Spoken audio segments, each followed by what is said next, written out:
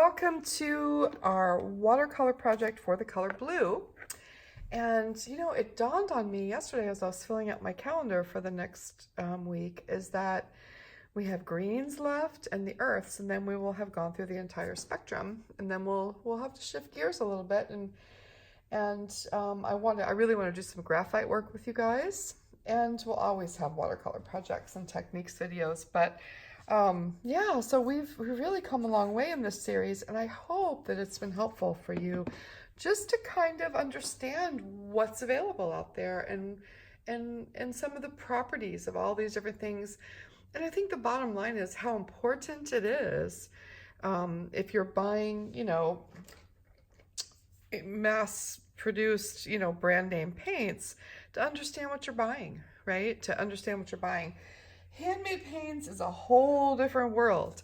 And, not all of us are using handmade paints. Not all of us want to. But if you do, it's a whole different world. And, I know there are people who are concerned about what pigments are in their handmade paints and that kind of stuff. I'm just not. I want to know if it's something that is harmful, like if it's has lead in it. I want to know, just because then I use like more caution, right, when I'm using it. I mean, I have protocol that I would use in a paint that has lead in it, and I've never seen a handmade, a maker of handmade paints, or even a bigger company like Rublev or Natural Pigments, tried to sell a lead-based paint that didn't have it marked, right? Or mercury, or or cobalt, whatever. If it has things that are listed as toxic on the label, I've never seen a paint maker not list that. So it just isn't a big deal to me, but I'm aware of it. So it's really, in the end, it's up to the artist, right? So we didn't talk about handmade paints in our blue video because, quite honestly, there are just too many, and they don't follow the same protocol as our groups of blues in the tube colors. Many of them are mixes. Many of them I have no idea what they are. I mean, I have a few that I know what they are. I have like ultramarine blue. I know what that is. I have phthalo blue handmade paint. I know what that is. But many of them are mixes, these beautiful creative mixes, and I don't need to know what they are. I just need to know how they work for me, and I learned that by using them, right? And so for our blue project, I thought we would talk about how to go about this both ways. So if you are going about it with your tube paints, you're going to take your tube swatches out that you did, and you're going to pick some blues. And I'm going to talk about how to do that in a minute. And the same thing with your handmade paints. So you can go either way. So the purpose of this video, of this lesson, is not necessarily to make a carbon copy of this landscape, okay? But it's to use your intuition and your own sense of aesthetics, right, to create a scene that's like this, all right, that has the correct value placement. So for all purposes, I could use purple to paint this scene. I could use orange to paint this scene. And if I had my values and my shapes placed correctly, it would look like this. Our eyes only want to see that value. They want to see where it's light and where it's dark. They want to get the lay of the land. And it doesn't matter if this was red, blue, purple, or green. It's going to look like a seascape with mountains, like a cove, right? And so this is an important lesson. So we are going to use blues, all right? Because, this is the first thing I thought of when I thought of blues. It's just like a seascape cove, right?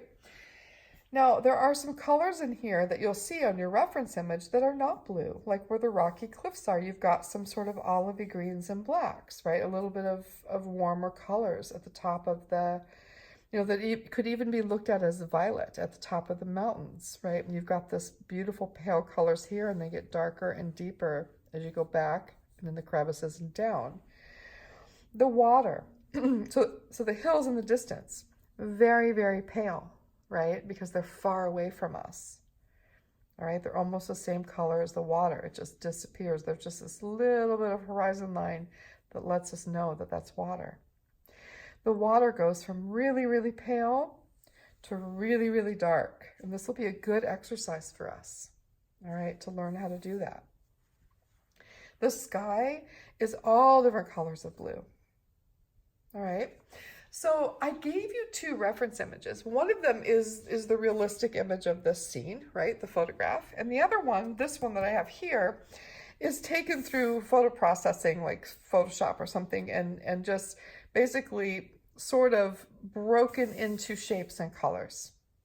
And this is the one I want you to use, okay? And when you're done with your painting, you can look at the other one and look at your painting and see how similar they are.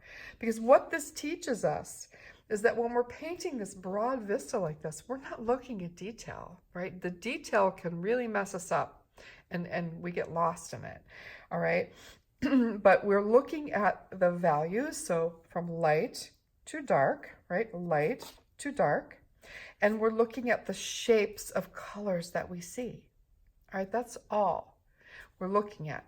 So when we paint, we're going to choose colors that we can get light to dark. All right. I don't care what blue it is as long as you can get that value range. So for this one here in the water, this is very cool. Okay, it's got a lot of green in it. It's like turquoise, right? So I'm going to choose phthalo blue. I'm going to get a phthalo blue kind of color that goes from very light to very dark. All right? Phthalo blue does that. So I'm going to use this one, phthalo blue green shade by Core. Okay? I'm just going to use it straight up like this. So the sky is a little, and you can use whatever color you want, but just make sure that you can water it down and then it also gets very dark. All right. For the sky, we have the same intense values, but they're not quite as dark. Okay. So for the sky, I'm going to use a different blue, and I think for the sky, I'm going to use a cerulean blue. All right. And I'm going to use this one by Holbein. You could even use a Verditer blue if you have that. You could use cobalt blue. That would be fine too. But I think I'm going to use cerulean blue because it's on the cooler side. All right. And so it'll look really nice with a phthalo, I think. It'll look really nice. Now, for my mountain areas, all right, I need to change the blues. I'm going to use the same blues, all right, but I need to change them. I need to make them darker, right? So what is the opposite of blue? Orange, right? So I'm going to use burnt sienna to make all of these different variations of greens that I need for my mountain areas, and even black. All right, and between phthalo blue and cerulean blue and and burnt sienna, I should be able to create this entire painting. So I want you to choose blues too. Now, if you wanted to use handmade paints, get your blues out and swatch them and see what you come up with. Again, we don't have to match the colors exactly, but we need to be able to match the values. So you could use a warm blue, you could use an indanthrone blue, or you could use, like from Kelly, you could use Nimbus, a really dark like indigo blue if you wanted to. Okay? So I just wanted to show you that with handmade paints, these are by Stoneworks Mill, there's a huge variety of blues that we have to choose from, right? And you could make this painting very easily with these. But I might need to use a few more colors, I think. So, I mean, I could use cerulean blue for the sky. I could use a mix of cerulean and Nimbus for the water. You know what I'm saying? I could use whatever I needed to use to get the value. It's the value. It's the difference between light and dark that we really need to consider here. I want you to use blue, all right? But the blues that you use don't matter to me at all, as long as you can get the value range. Okay. Now, once you finish this and you've done it in blue and you've held it up to your other reference that we're not painting from, but we can use it just to say, oh yeah, my painting really has this feel to it because I got the values right, even though my colors aren't the same, right? You know, color is such a subjective thing anyways. We all see color a little bit differently, right? Which is pretty cool.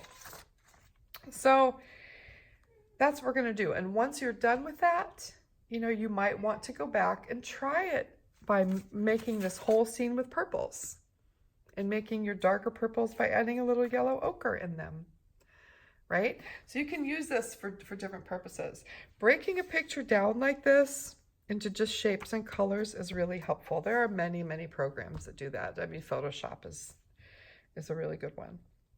Okay. So for materials for this, I'm using Arches Rough because I have it on hand.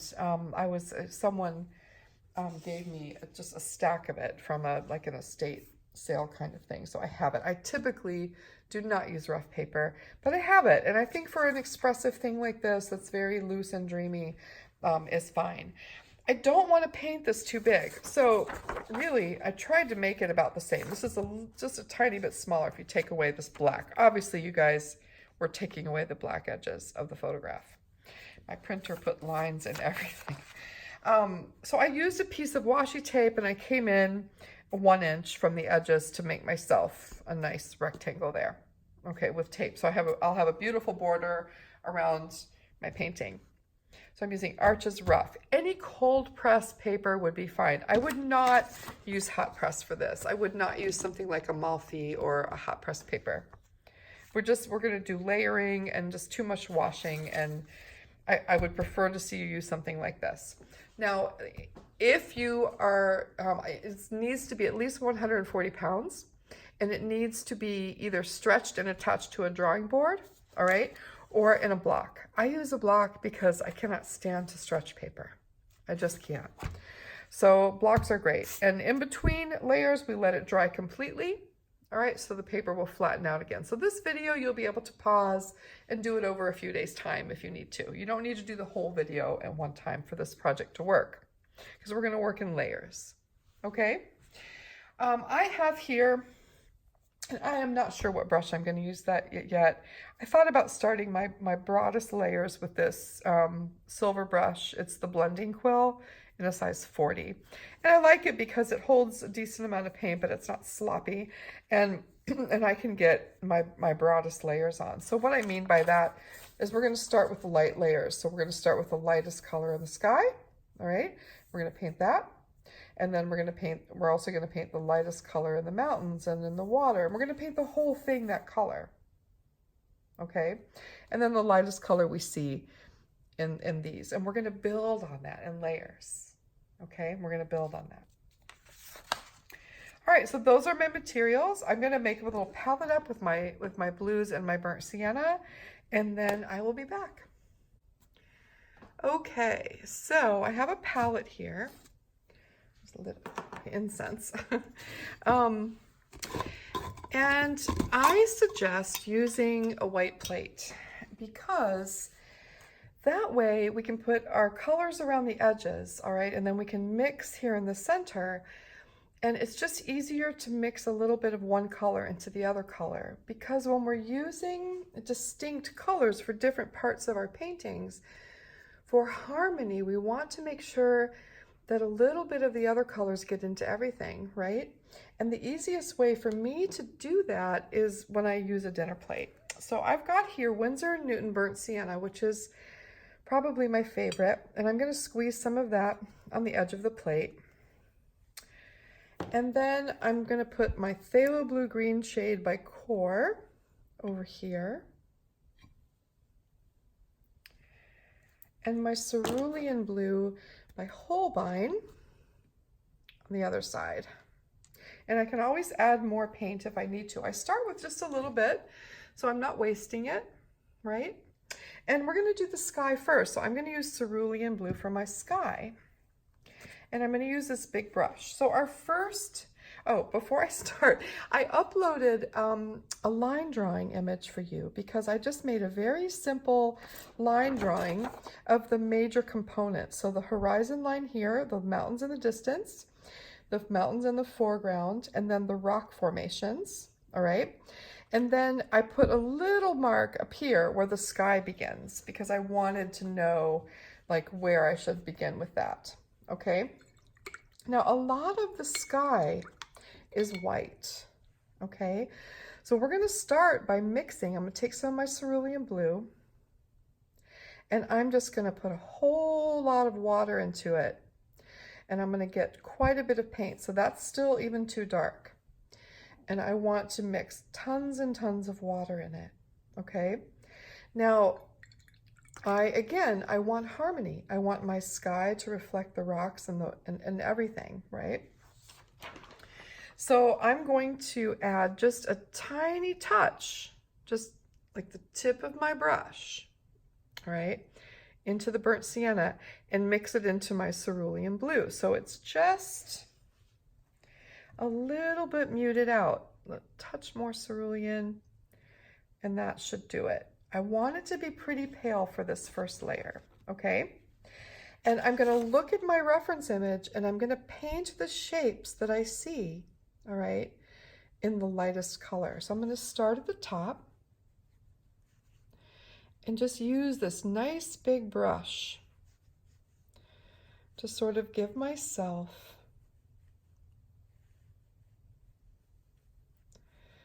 the sky area, okay? I'm being very loose with it. I'm not trying to be exact to this, but I'm trying to put in the major shapes that I see, all right? And that's the major shape that I see here, a little bit of blue over here. Now, I want my edge to be somewhat soft, okay? So I'm gonna go in, and where I see my edge, I'm just gonna put a little bit of clear water at my edge. Just a little bit, just to soften it up a little bit. All right, so that is my first shape of my sky, and that's all I need to do for the sky. Okay, I'm gonna let that dry before I do anything more to the sky.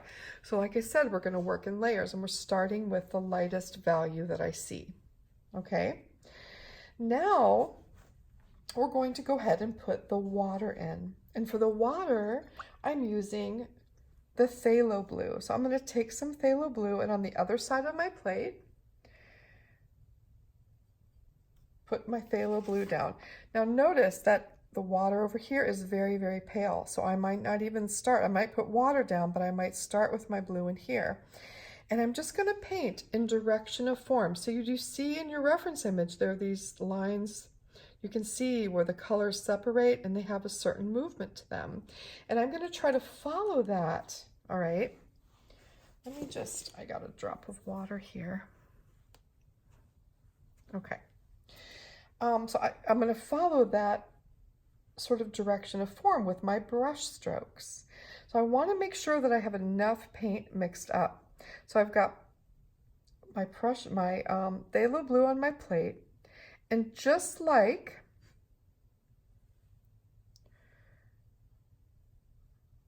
a little bit more. And I like plates because I can rub my brush on the edge and kind of get that extra paint out. And again, I'm going to take just the tip of my brush into my burnt sienna and mix it into the phthalo blue so it's not quite as bright. Okay? Now, because my lightest value here is white, I'm just going to put some water down where the water begins, where the sea begins. I'm going to go right up to the horizon line that I painted. And I've got this. So when I start putting paint down, I'm going right around those rock formations, everywhere where I see white, and I'm putting water down.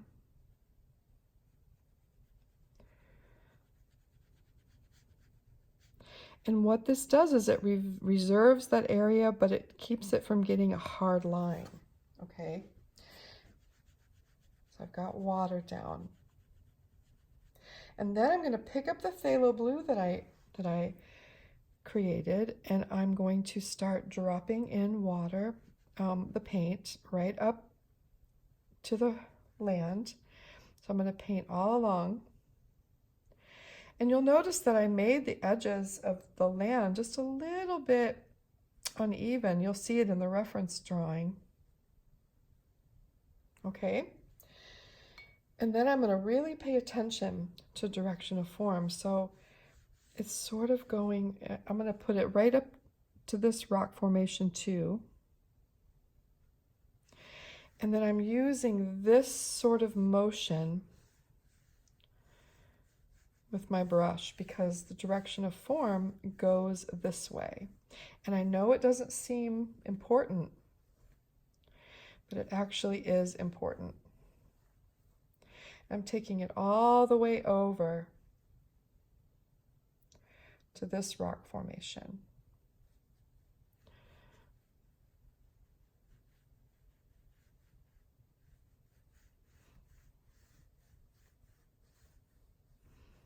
Okay, so that's my first layer of water. And you see how these edges are very diffuse and soft, okay? And that will help us later. So now my sea is down. Now, I also want to put in the colors of my mountains, okay? And so really, at this layer, I'm going to mix everything together that's still on my palette. The two blues, all right? And add just a touch more of the burnt sienna. So it grays it out just a little bit more. And I'm going to do the same thing. I'm going to start with water because this edge of my mountain in the background is very white. It almost disappears, and we can erase that mountain line, the pencil line, after we get this layer down. Luckily, blues are usually easy to erase, but you see I'm just putting water down. And I'm going to pick up that really light blue that I have on my palette there, and I'm going to drop it in to that distant mountain range, all the way over to the other one.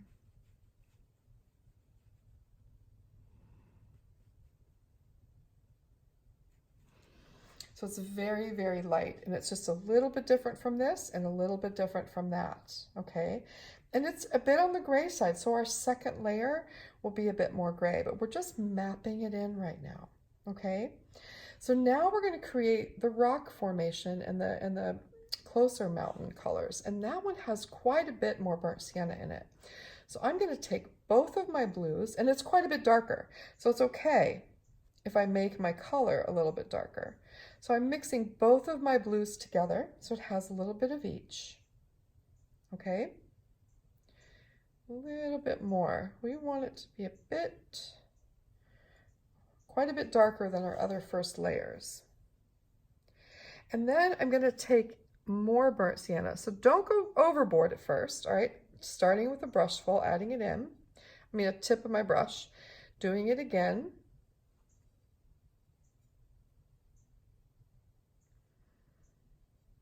Until I start to get sort of this greeny brown that I see in the mountain and in the rock formations.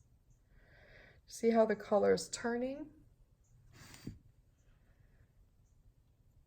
So it's looking about like that. You see that? Okay. I'm going to paint the entire formation with this first pale color. Now, I don't want it to run into my water. All right. I don't want anything to run in. So it's still a little bit wet, but I'm going to be very careful, all right, and start at the edges and go right up to that pencil line and not over it. And I'm trying not to be even here. okay? Because if you notice on the reference image, I'm going right up to that pencil line. I'm not going over it. If it starts to bleed into the water, then you need to stop and wait for it to dry a little bit more. I'm thinking, let's see if I can get away with it. I'm always pushing it. I'm being very careful. I'm using the tip of my brush on those edges, because I don't want it to be too perfect. If you noticed in the reference, it's a little, it's random, right? It's not a perfect line. There. So already, see how it's going into the water there a little bit? So I'm going to rinse my brush really well, dry it off as well as I can, and I'm going to lift that color. And then I'm going to take a tissue or something, a rag, and just touch it to that area, because I don't want them to run together. I can always fill that in later. So do yourself a favor, wait a few minutes before you begin this step so your background has a chance to dry. I'm experienced at this. I do this a lot. I push it, you know, and I shouldn't. It's always better if you wait for it to dry a little bit. But look at this beautiful color we're getting from mixing these three colors together. It's just absolutely gorgeous. And now I'm going to do this one over here. And I'm probably going to have to mix more paint. Always mix enough. And again, we're going very light for this first layer. We're just mapping everything in, and then when it dries, we can erase our pencil lines. Okay, I'm going to mix up a little bit more. So cerulean blue, both of my blues, whatever blues you chose, mix them together, and then start mixing in your burnt sienna until you get that sort of grayish green.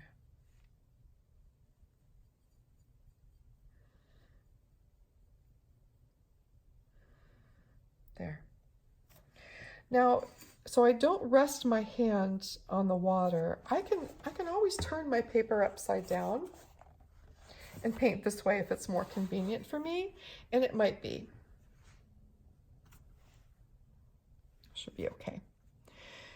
So I have my air conditioning on, so I've got my things dry pretty quickly, but I'm trying to be careful regardless.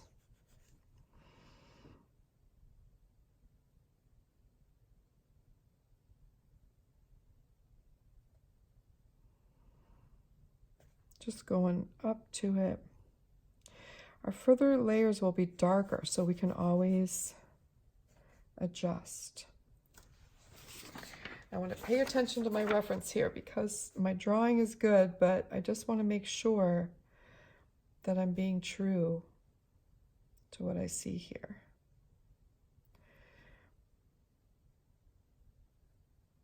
There.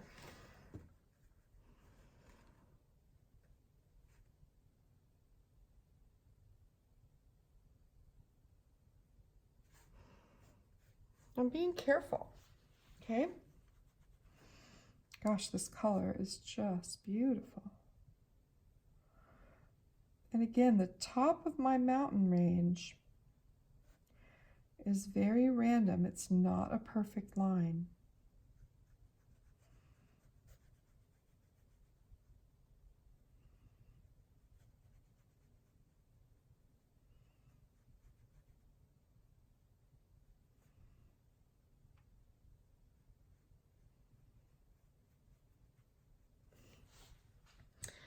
Filling it in.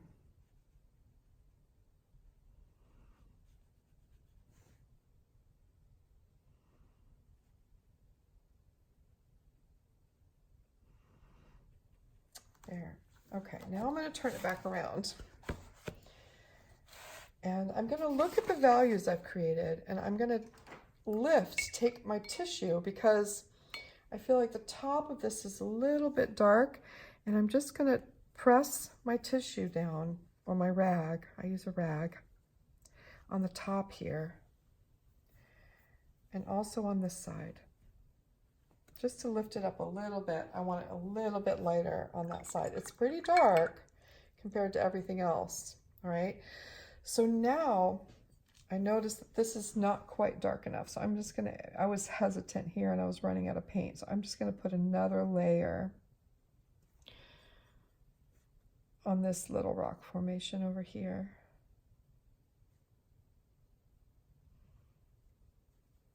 There. Now I've got all the pieces in place, okay? And I'm in a really good place to start building layers. So I'm gonna let this dry until it's totally, totally dry. So I'm gonna give it a good half hour. This is a good place to stop and do something else. And then when it's totally, totally dry, I'm gonna come back in and we're gonna erase our pencil lines and then continue on. Okay, so there's your first layer. We're already getting our contrast in and all the elements are in place. All right, I'll be back in a bit. Okay, so my first layer is now dry, and I am going to take an eraser, like I said, and try to get rid of pencil lines. I'm going to use a kneaded eraser and see how far I can get with this, just so it's gentle on the paper. I'm going to start up here, try to erase that little line where it's not totally going, but good enough.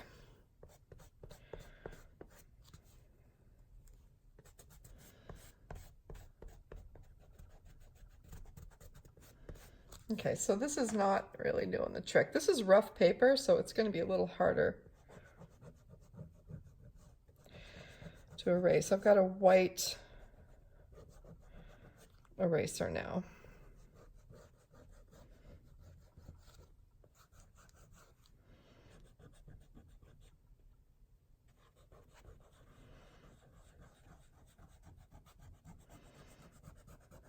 Okay, that's good. That's as good as it's gonna get. So I hate using white erasers because it's a little rougher on the paper. But, okay. There.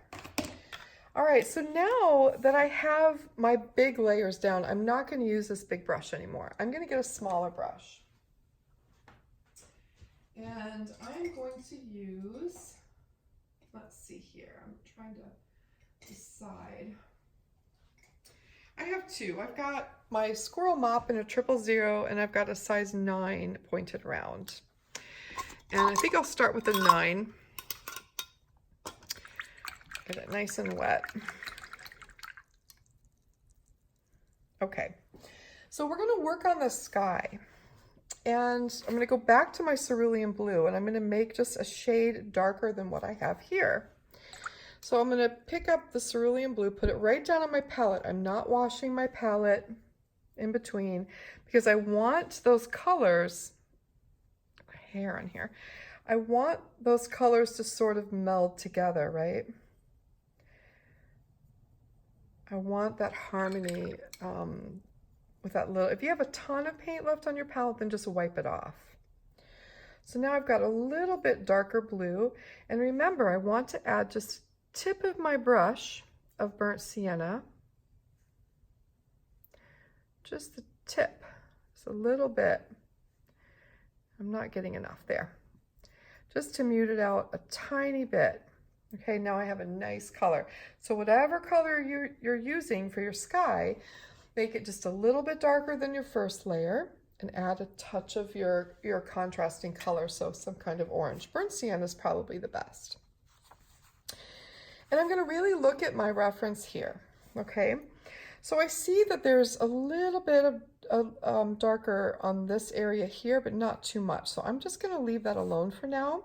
And I'm going to start here where I see the darker parts begin. And I'm looking at those shapes that I see. And I'm just going to try to mimic that on my painting here. All right, so I'm going to start about right here.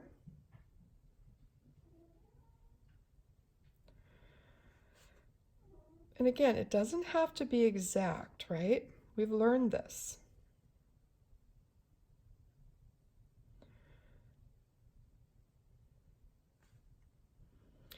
but I'm moving across, adding in this darker color. It's not the darkest color that we have. There's a little bit of light there, so I'm going to leave that.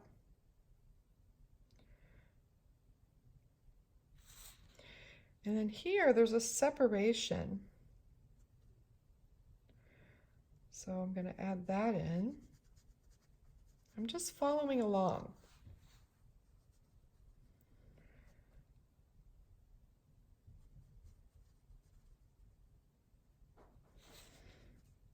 And if I see lighter areas, I'm just sort of leaving them out.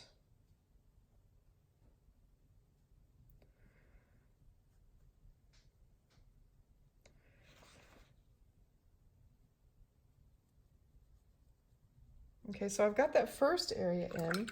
Now I'm just going to take my brush, clean it off, get a damp brush, and I'm just going to go along those edges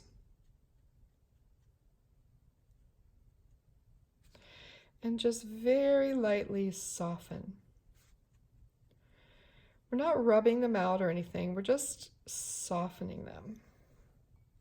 We don't even really have to do that because this is an exercise in learning about layering. And it's a certain effect that we get,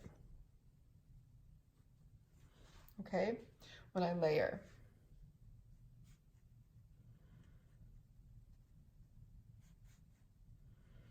Okay, and now I've got a little bit more to do. I see a little bit more here.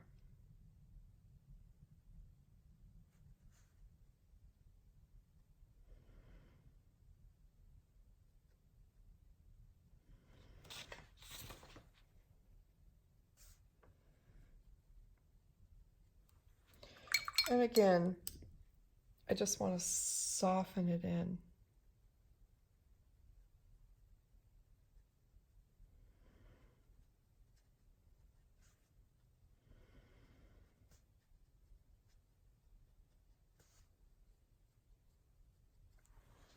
So I've made just sort of another layer on my sky. Okay, keep it simple.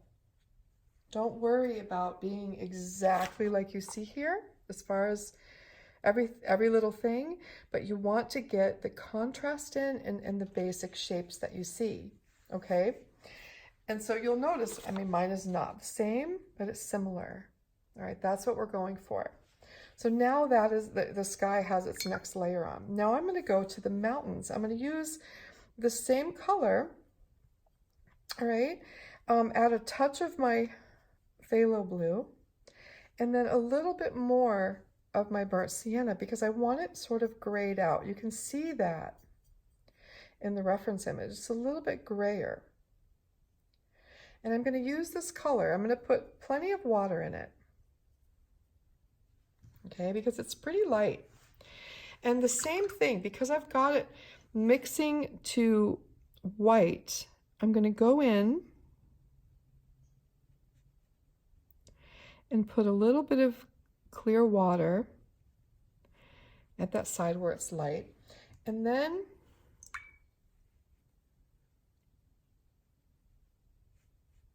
I'm going to pick up my grayish color and I'm going to start painting at the top.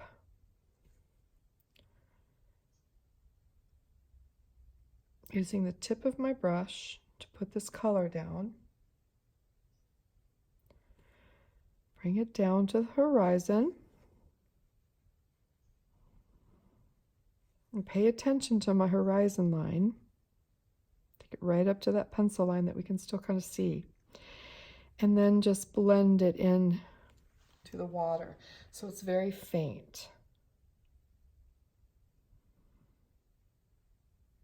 It's a nice transition there. Okay? I really like that. So I'm getting these beautiful variations in color from mixing the burnt sienna and these two blues, right? Gorgeous, gorgeous variations in colors.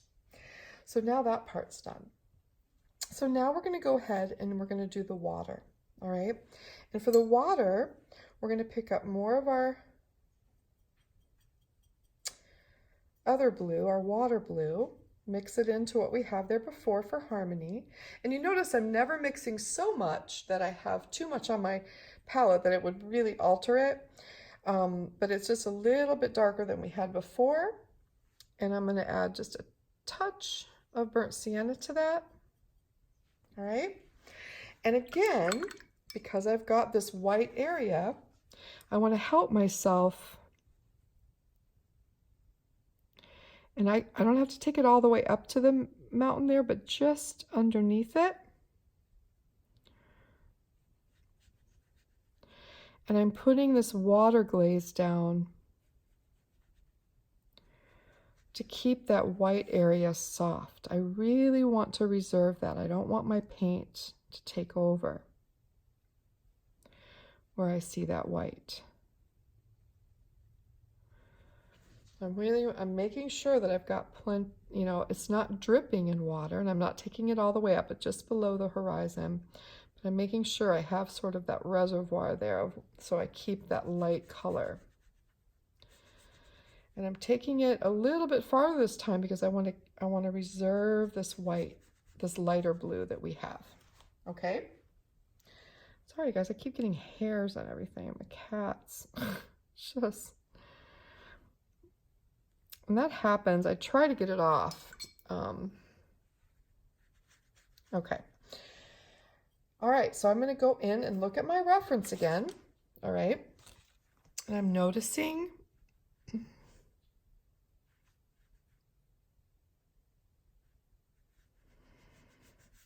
I'm going to take it all the way across.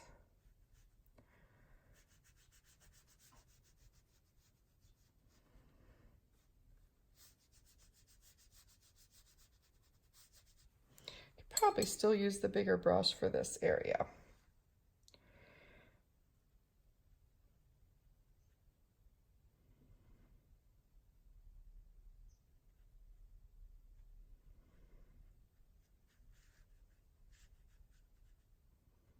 And remember, I'm using my brush back and forth in a way that mimics those lines that I see.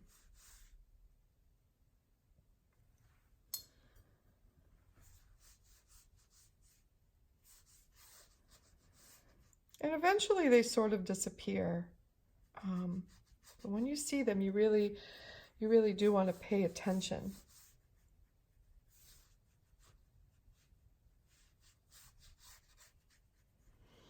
Yeah, you probably could have used the bigger brush for this water part if you want to. It's fine to use a smaller one too, but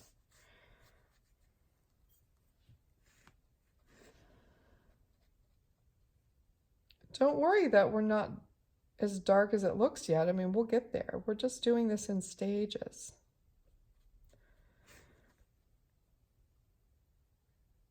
Okay, you can see my paper roughed up there, and I'll wait till it dries to get that off. Okay, so I've reserved this lovely light area, but I'm gradually getting darker, and my brush strokes are going in direction of form. So eventually we'll start to see that more and more. Okay. So now we're on to our rock formations, and I really think we need to let this dry, all right, before we continue to paint, but we can mix our color up. So let's get both of those blues on our palette again. So I've got the cerulean and the phthalo mixed together, quite a bit darker this time, not intense, but okay, both of those blues together. When we start to get to the darkest areas, we're going to mostly use phthalo blue because it's so dark. And I'm going to put plenty of my burnt sienna in because I really need to start getting that brown look. Okay, it's sort of a deep green brown. Now I'm noticing in my reference that there's some yellow in here. Okay, and we can either ignore that and just stick with our blues, all right? And I think that's what we're going to do. We're just going to stick with these three colors, the two blues and the burnt sienna. But if I wanted to be exact with it, I might add some yellow. But we're not going to do that. We're just going to stick to the values, all right? So this is quite a dark color here, and I've got areas on my rock formation that are not that dark, right? So I want to pay attention to that when I'm putting my paint down, all right? And I think I'm going to add more water because I don't want it that intense yet. A little more burnt sienna there. Okay, so that's pretty good. Now, it's still too wet, so I'm going to just let this dry for a minute and then come back so we can do the rock formations. Okay, so this layer is now dry, and we're going to go ahead and do the rock formations and the mountain range in the back. So I've got my paint mixed up here, and I also want you to have some tissue. So these are just regular store brand Kleenex tissues. I don't use the ones with aloe or lotion because they can deposit oils on your paper. And I don't like paper towels because often paper towels have texture on them. And when we press it down, we'll get the texture in our paint. So I like just a smooth, regular tissue. And I just keep one in my other hand in case I need to blot and lift some color. So we're going to go back to this lovely, deep, but not too deep color for our rock formations. And I'm going to pay specific attention to my reference image and only paint where I see it a little bit darker. So like here and here and here and then down in here. I'm going to put it right next to this so I can see it really well. I'm going to start up here. Too much paint.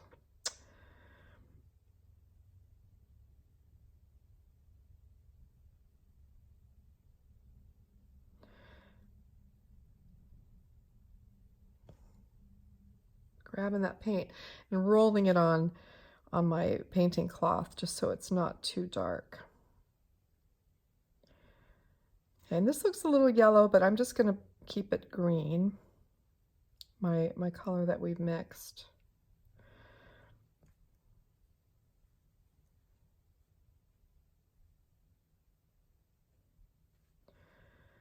And just adding in the shapes that I see. Just generally, you know, I mean, I'm not going too crazy with it. And we're not doing the very darkest yet. We're going to do that another day. Okay.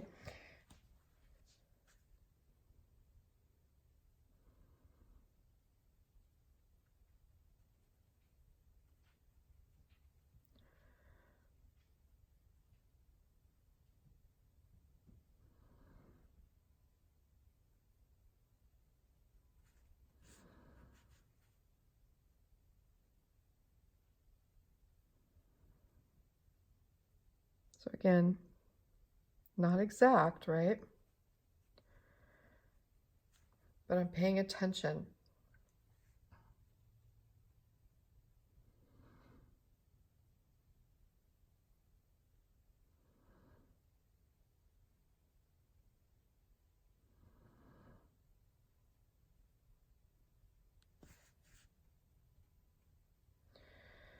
And I'm going really all over down in here, but just leaving a little bit of room where I see it a little bit lighter.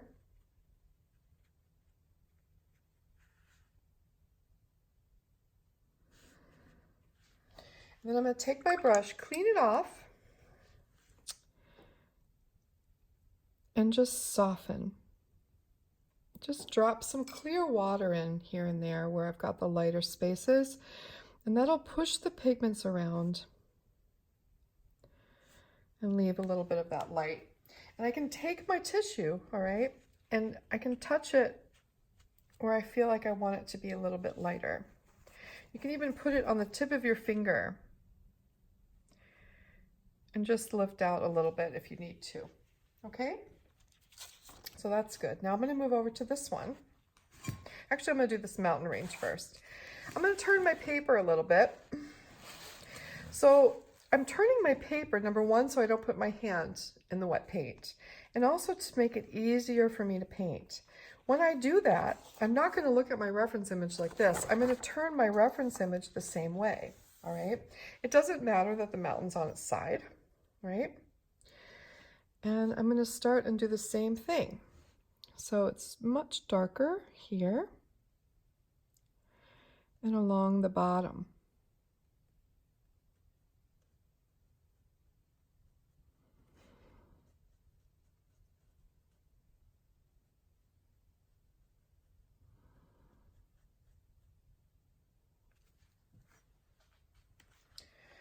Okay, and then I start to get a little bit darker up here.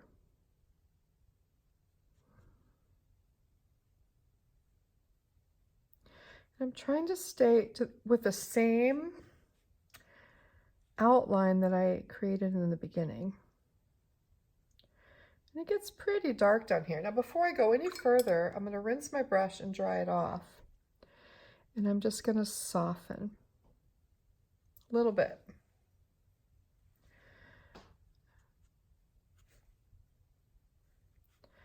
And all of this back here is pretty darn dark. So I'm going to use my brush and just load it on here.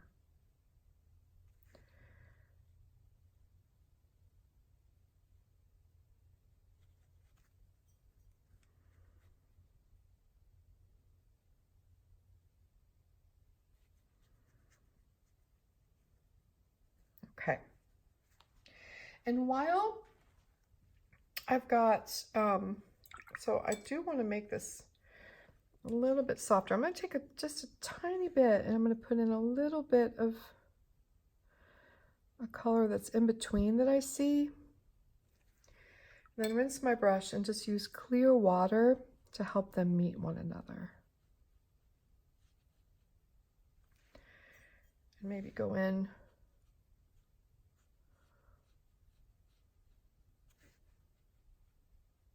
really have that dark edge down there. Okay, that's good. And then we always just slightly soften where things meet, really lightly, not too much. Now I'm going to go ahead and do this down here. And I can turn my paper back around. Okay. And look at this section right here, which is really mostly dark. So I'm going to mix up a little bit more of my darker color using both blues.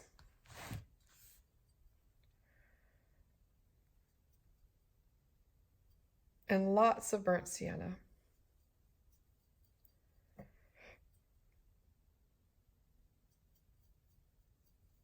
Okay, pretty dark, and then add some water into it so it's not crazy dark.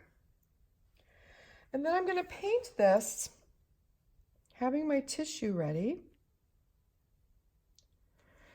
using the tip of my brush to keep my edges random.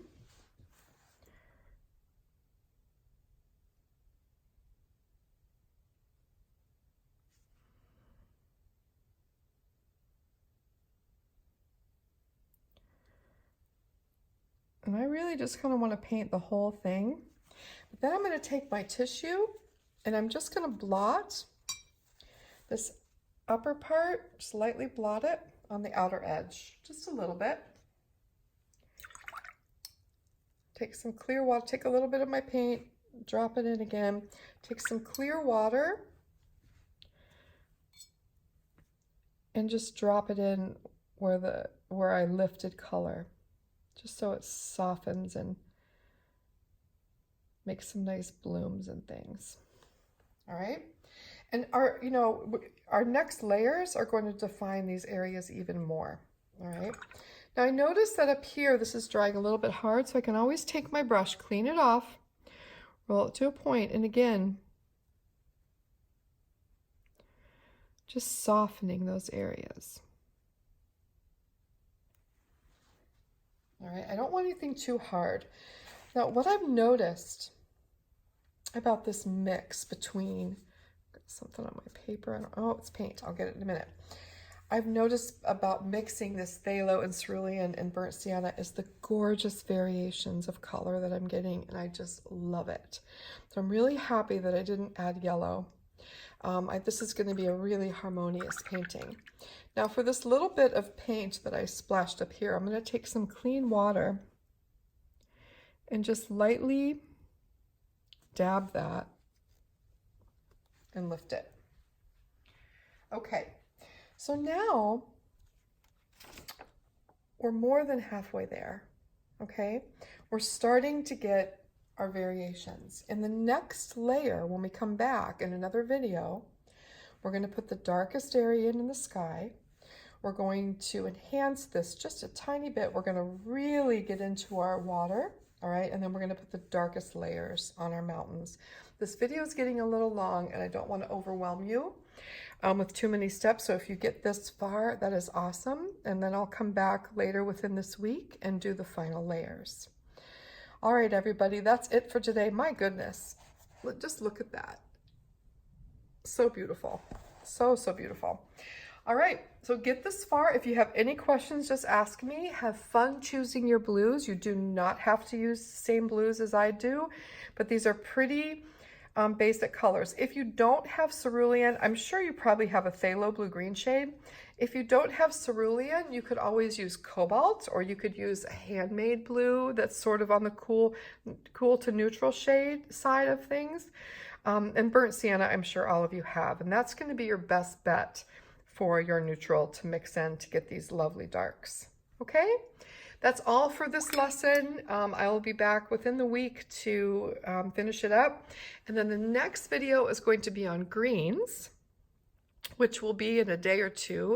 And then, of course, our dandelion lesson. All right, everyone, have a wonderful day. And if you have any questions, just ask. Thank you so much.